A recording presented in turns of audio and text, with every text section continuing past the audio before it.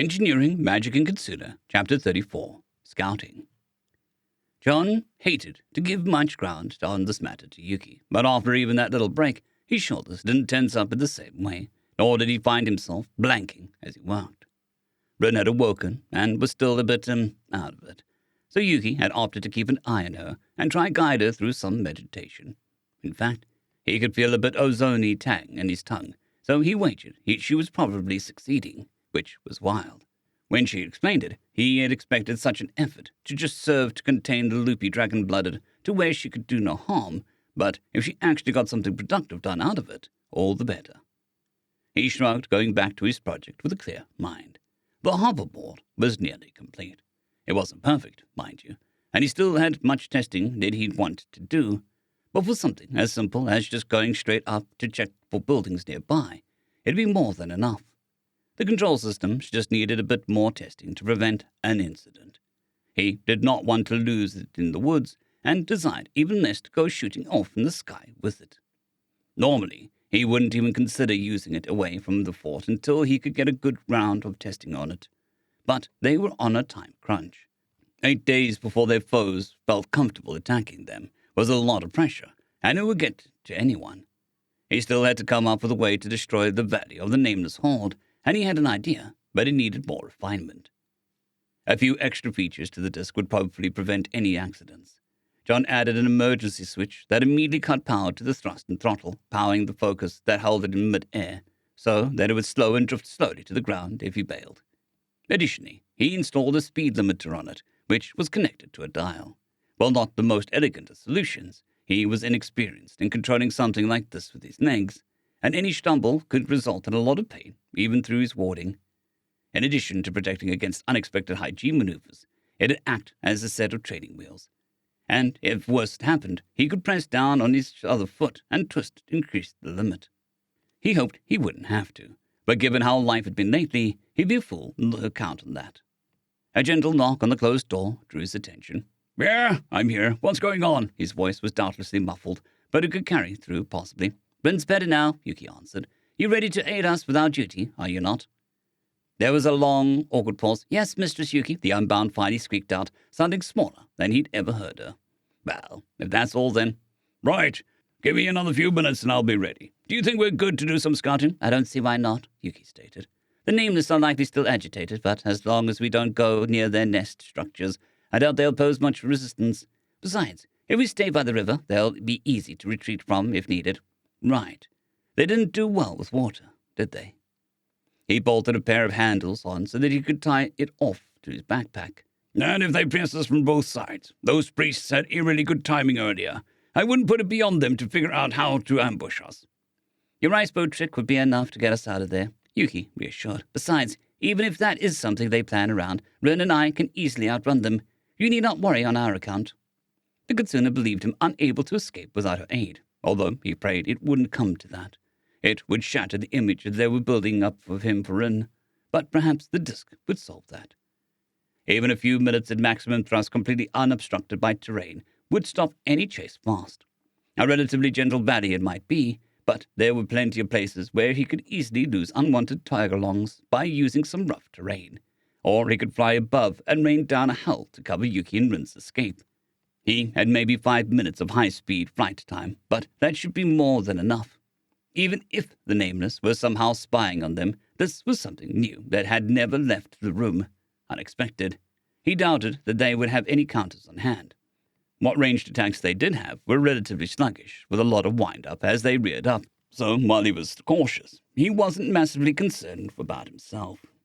He could only pray that they hadn't escalated somehow to deal with Yuki and their newest ally. But if the Kitsune was unbothered, it was probably fine. "There, I'm ready," John said as he put he struggled to name it in the local language, not knowing the term for hover. If there was one. Regardless, he tied it to his backpack and slipped it on. It was a bit awkward, given the disc was the size of a smallish table, but the weight wasn't too onerous. He wouldn't want to spend multiple days carrying it around, though. Also, if he didn't name it, someone else would, and it might get named after him. He could not deal with people saying that he was flying around on a John. Floating disc, flying table, heavenly plate, one of the few rather unhelpful pieces of Japanese mythology he vaguely retained is that important stuff often had slightly silly and understated names, like a legendary sword called Glass-Cutting Blade, and it felt somewhat deserved to name his first flying machine something special. He could name it in English. It would probably make it extra memorable. He discarded that thought immediately. John stepped outside, where Rin gave him a respectful distance, and Yuki stood perhaps a bit too close to the door, looming over him. Then again, he was getting pretty used to that by now. By sheer volume of conversation, she was most of the social circle at this point, and it was hard to feel intimidated by her size when it was the norm of what he interacted with nowadays. Rin's gaze kept looking at the extra edition and all the supplies he brought. Sensei, her tone was inquisitive, although not disbelieving, and a tint of red tinged her cheeks, embarrassment from earlier perhaps. I didn't think that we were going out for more than a few hours. Should I grab supplies too? John shook his head. No, this is more. He shifted, feeling of various supplies he shoved in his bag, which were carefully wrapped in fabric to prevent noisy clinking from the ceramic containers which held some meals. He'd carried heavier loads for far longer. I'd rather have this and not need it than need it and not have it. A dozen things could prevent our timely return for the night. Her eyes still lingered on the wood and metal saucer. That, he trailed off, is the winged disc. It'll help us scout. Naked interest sparked in her eyes, and she looked at it like a child being told something was dangerous and not for them. A divine implement of some sort, Sensei? He shrugged. Not quite, but close enough for our purposes. It wasn't divine, except if you worshipped a bunch of really annoying math. But it was definitely a tool. Was divine implement the local term for magical items, perhaps? He had happened across a scant few, although he was generally unable to operate most of them, with the notable exception of the magical knife he started this whole artifice thing. Rin nodded, eyes still lingering until she finally managed to tear her gaze from the strange table UFO hanging from his back, falling back into an attentive stance away from the two of them. John swore he and Yuki had talked about them at some point, but he couldn't quite remember all the details. Generally, he just classified them into items that had their magical properties at all times, and items that didn't and were useless to him. He tried pumping them full of power a few times, but it never quite worked out. Are you sure? Yuki inquired, looking closely at it. The fact that he smashed himself into the ceiling, going at speeds more commonly associated with motor vehicles, went unsaid in front of Rin. I've only seen you use it once before. No, he wasn't. But they were on timeline, and this had to be done. If not this, then what? Yes, he responded, nodding resolutely. I've made some alterations. She searched his face for something, but eventually relented and looked away. Shall we then? Yuki asked. And after a nod from him, she took the lead, and the trio headed to the gate, slipping out into the forest. The marching orders put Yuki at the head, John in the middle, and Rin at the tail, which suits him just fine.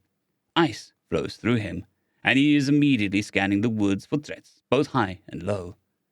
Earlier was a surprise they could ill afford. What if John did something drastic in his panic?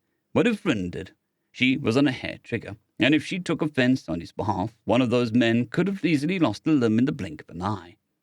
He tried not to let it distract him too much as they marched towards the river, but not on the usual path.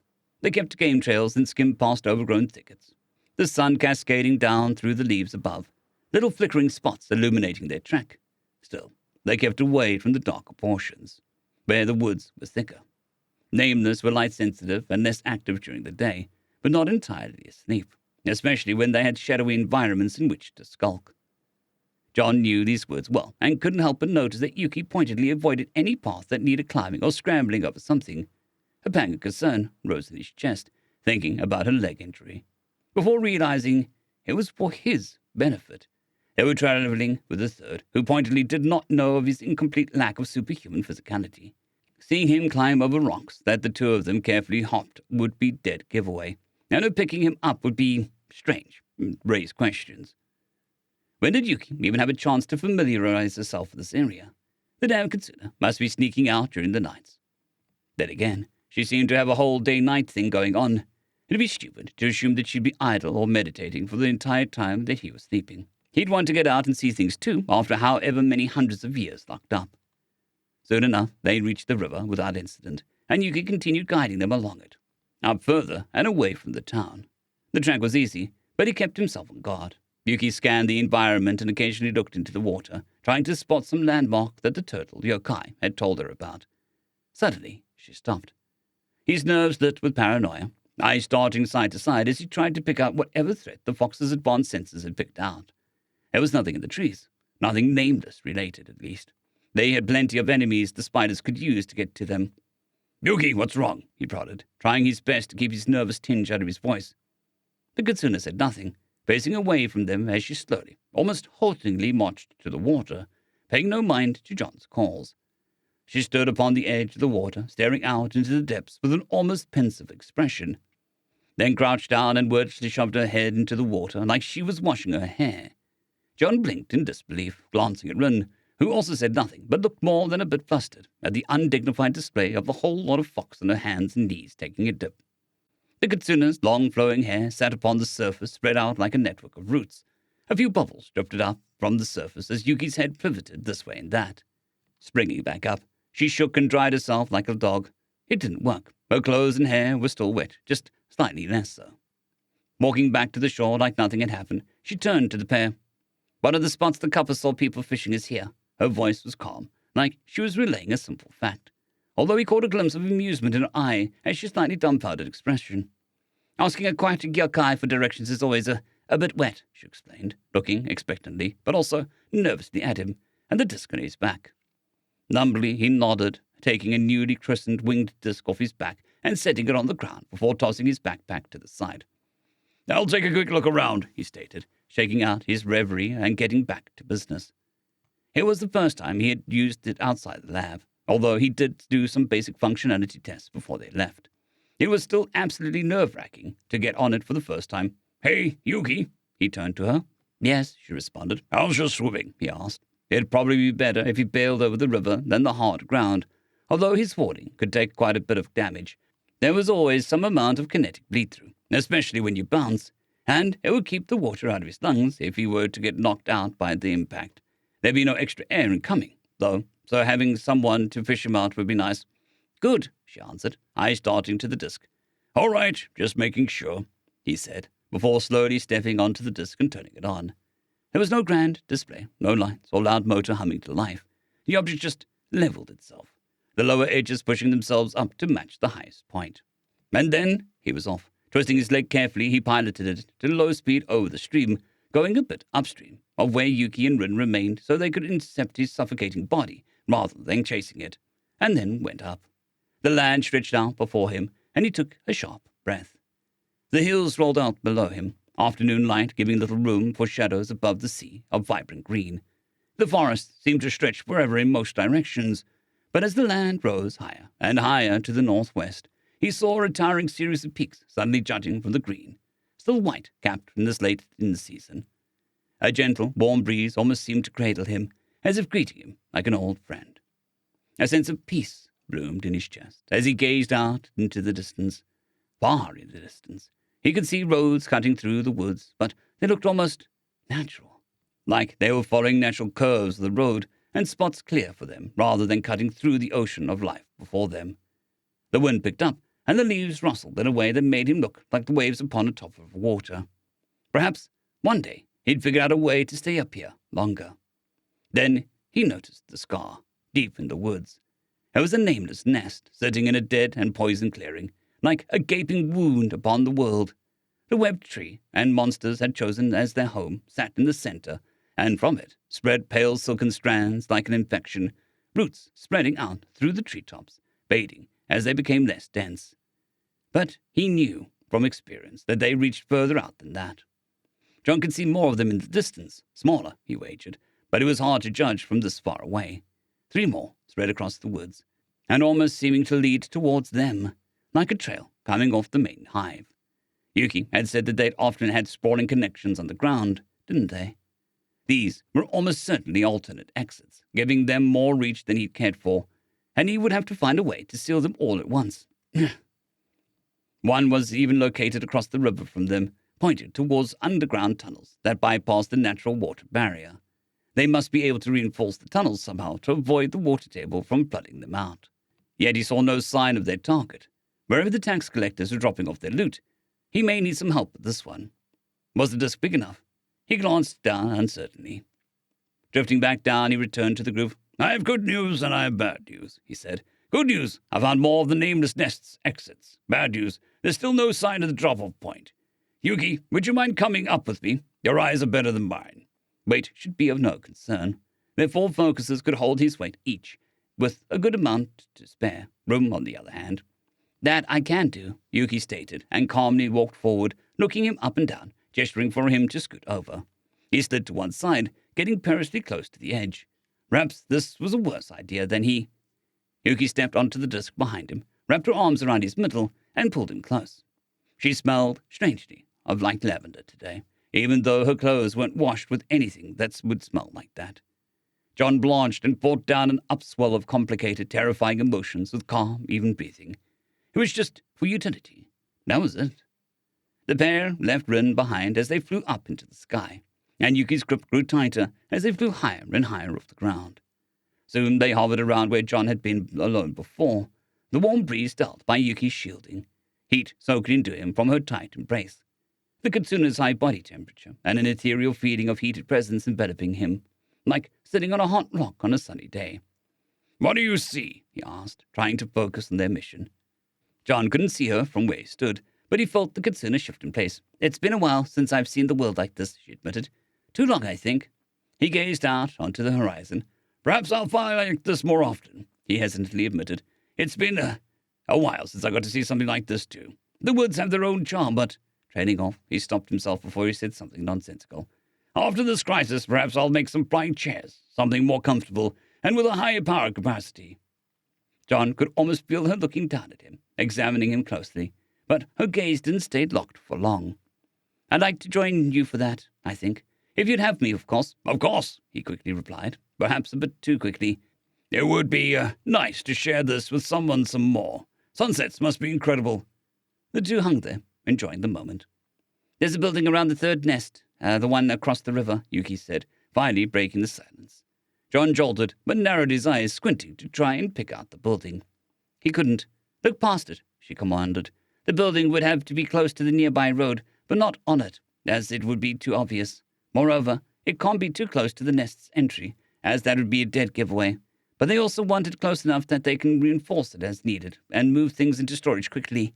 See how there's a clearing that is oddly shaped? Barely. There was a slightly rectangular gap in the trees, all the way over there." "Yeah," he finally noted. "I can pick out some wooden columns between the branches," Yuki stated. "Perhaps it's not our target. Perhaps it is. The only way we'll know is if we check." Without further word, John lowered them back down, where they rejoined Ren. And Yuki stepped off the disc. While she was explaining what they had learned, John pulled out his homemade map and made a few extra notes. The scent of lavender lingered on him as he worked, a reminder of their all-too-brief soar amongst the birds. End of chapter.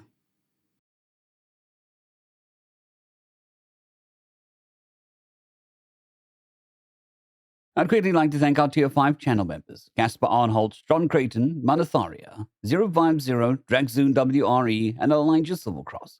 Thank you very much.